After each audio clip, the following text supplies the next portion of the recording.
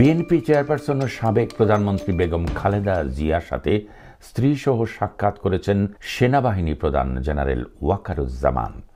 গতকাল বৃহস্পতিবার রাতে রাজধানীর গুলশানে বেগম জিয়ার বাসভবন ফিরোজায় যান সেনা প্রধান। রাত ৯টার পরপরই তিনি ফিরোজা ভিলা ত্যাগ করেন।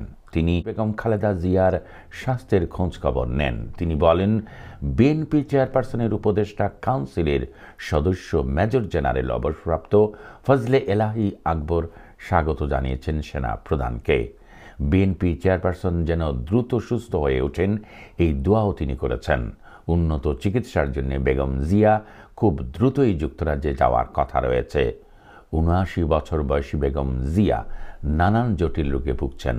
উন্নত চিকিৎসার জন্য তাকে অনেক আগেই লন্ডনে আনার পরামর্শ দিয়েছিলেন তার চিকিৎসার মেডিকেল বোর্ড।